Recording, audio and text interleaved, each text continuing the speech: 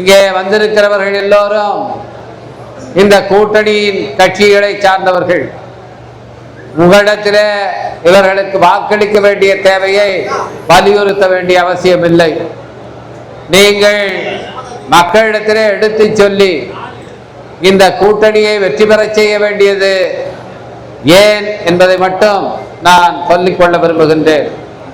விழுப்புரம் மாவட்டத்தில் கடந்த 2021ஆம் ஆண்டு நடைபெற்ற சட்டப்பேரவை தேர்தலில் 3 இடங்களில் நமது கூட்டணி வெற்றி வாய்ப்பை தழுவிய விட்டது. வானூர், திண்டிவனம், மயிலம் ஆகிய தொகுதிகள். இந்த கூட்டணி வெற்றி பெற்று ஆட்சி அமைத்தாலும் நாடாளுமன்ற தேர்தலில் 2019, 2024 என 2 முறையும் நமது கூட்டணியின் சார்பில் உங்கள் பேராதரவோடு நான் வெற்றி பெற்றிருந்தாலும் இது ஒரு துடைக்க வேண்டிய கழகமாக நமது கூட்டணியின் மேல் படிந்திருக்கிறது. வானூரில், மயிலத்தில், திண்டிவனத்தில் நாம் இந்த முறை கண்டிப்பாக வெற்றி பெற்றே ஆக வேண்டும். அப்பொழுதுதான் விழுப்புரம் மாவட்டம் இந்த கூட்டணியினுடைய கோட்டை என்பதை நாம் உலகுக்கு காட்ட முடியும். நம்முடைய மரியாதைக்குரிய அண்ணன் செஞ்சி மத்தானவர்கள் வழக்கம் போல செஞ்சியில ஒரு மகத்தான வெற்றியை பெறுவார். அதில் எந்த சந்தேகமும் நமக்கு கிடையாது. அவர் அந்த அளவுக்கு அந்த தொகுதி மக்களுக்கு செய்திருக்கிறார் என்பது மட்டுமல்ல, ஏழை எளிய மக்களிடத்தில், அந்த பகுதியினுடைய அனைத்து தரப்பு மக்களிடத்திலேயும் அவர் அன்போடு பழகி அனைவருடைய நெஞ்சத்திலும் இடம் பிடித்திருக்கின்றார். அவர் ஒரு சிறுபான்மை சமூகத்தை சேர்ந்தவர் என்று எவரும் கருத முடியாத அளவுக்கு அனைத்து தரப்பு மக்களிடத்தில், குறிப்பாக எந்த சமயத்தை சேர்ந்தவர்கள் அவர்கள் மத்தியிலும் அவர் ஏகோபித்த ஆதரவை பெற்றவர். அந்த அளவுக்கு நன்மதிப்பை பெற்றிருக்கின்ற அண்ணன் அவர்கள் ஒரு மிகப்பெரிய வெற்றியை பெறப்போகிறார் என்பதில் நமக்கு எந்த சந்தேகமும் கிடையாது.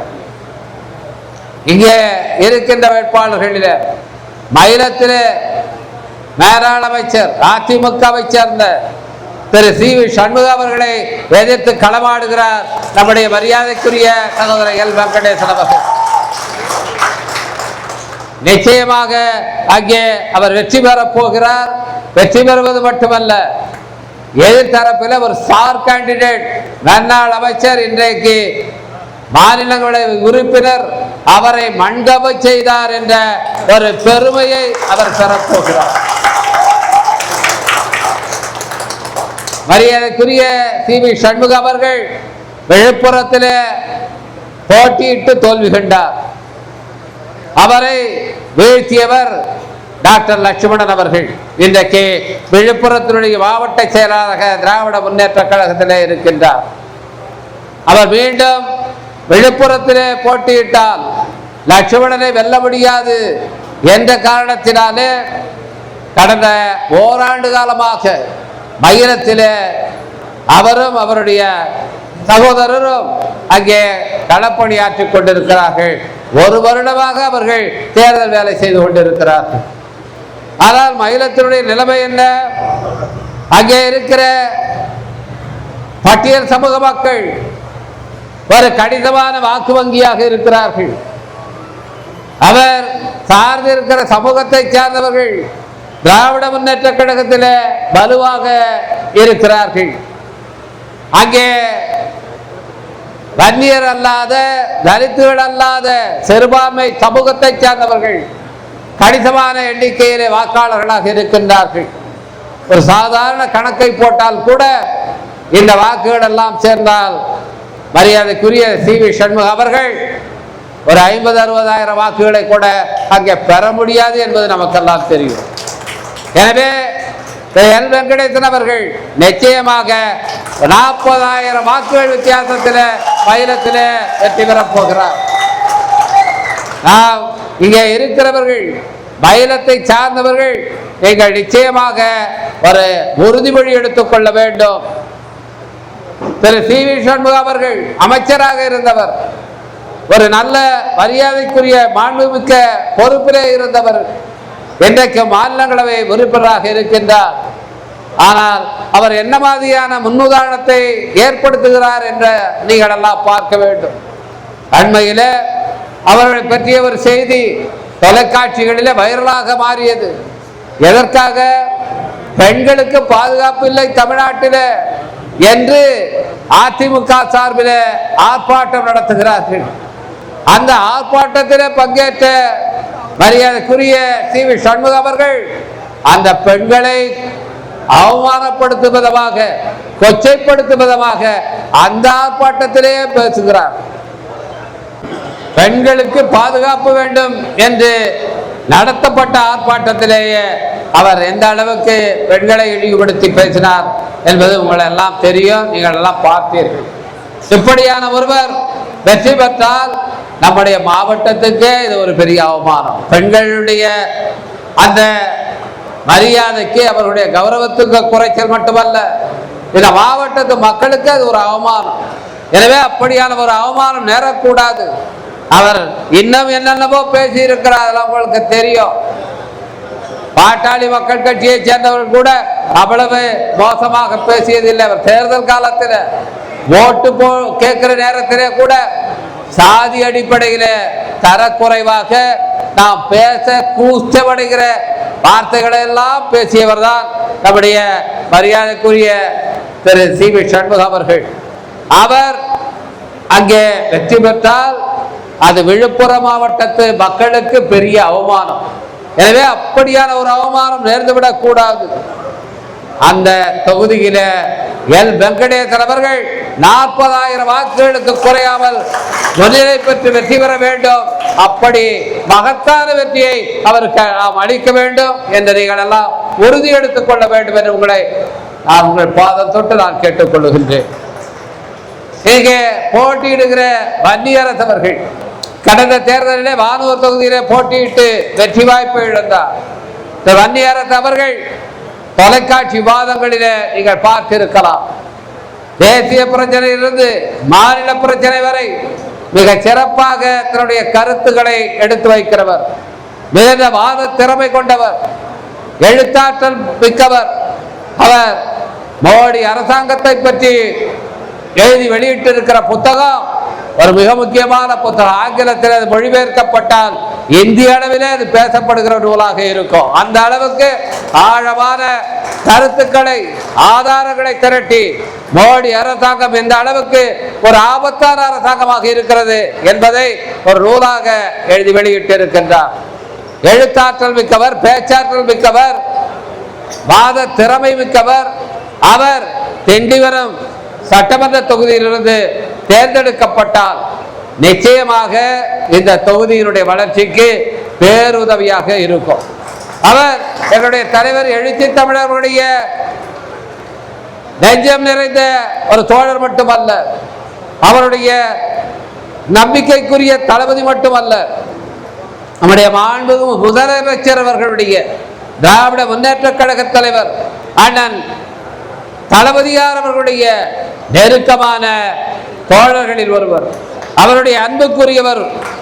இவர் தொலைக்காட்சி வாதங்களில் எடுத்து வைக்கிற கருத்துக்களை பார்த்துவிட்டு உடனடியாக முதலமைச்சர் அவருக்கு தொலைபேசியிலே பேசி பாராட்டுகிற அளவுக்கு அவருக்கு அன்புக்குரியவராக திகழ்கிறார்.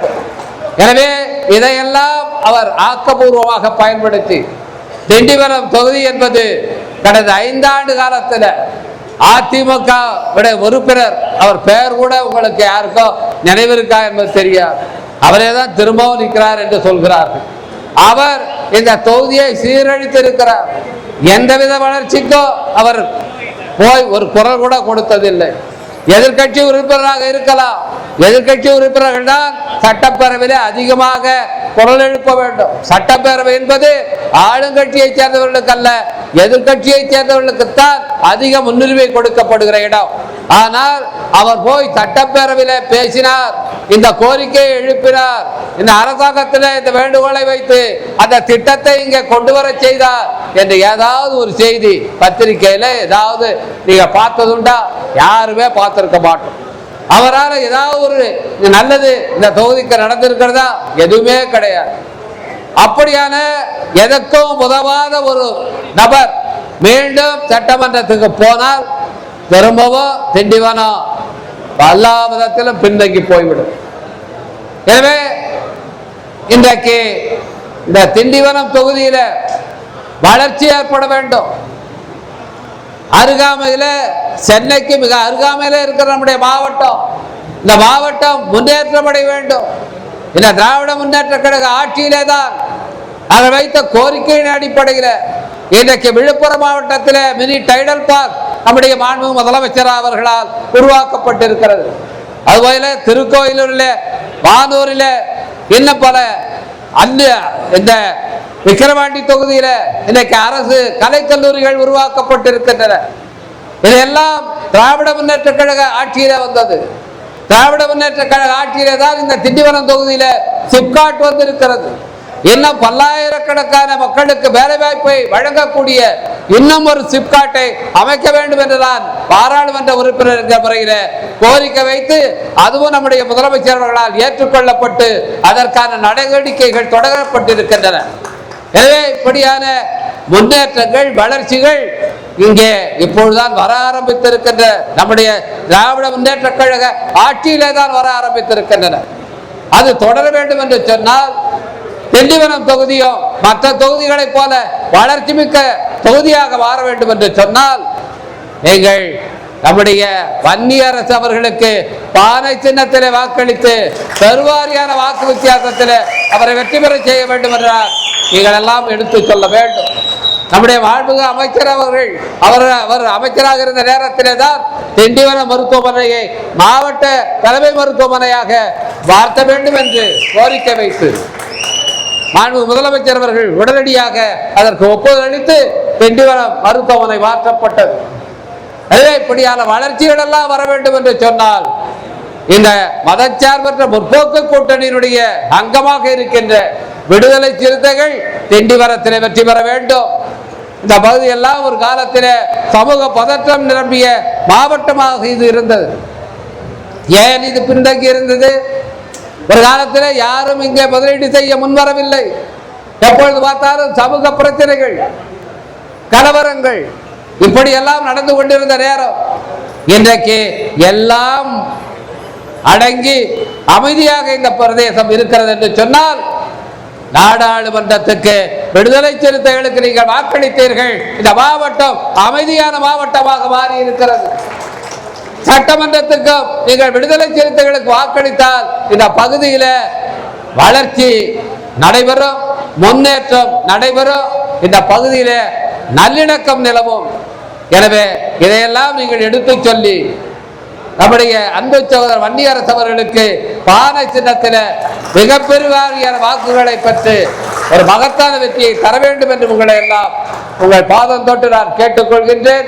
இங்கே இருக்கிற செயல் வீரர்கள், நம்முடைய தலைவர்கள் எந்த அளவுக்கு, அமைச்சரவர்கள் எவ்வளவு இருந்தாலும், எவ்வளவு அவர்கள் உழைத்தாலும் அதை கீழே போய் எடுத்து சென்று அதை வாக்குகளாக மாற்றக்கூடிய ஆற்றல் யாருக்கு இருக்கிறது என்றால் இங்கே அமர்ந்திருக்கிற செயல் வீரர்களாகிய உங்களிடத்திலே தான் இருக்கிறது. இந்த 3 தொகுதிகளிலும் மகத்தான வெற்றியை நமது கூட்டணி பெற வேண்டும் என்று சொன்னால் அந்த வல்லமை, அந்த ஆற்றல் உங்கள் கையிலே தான் இருக்கிறது.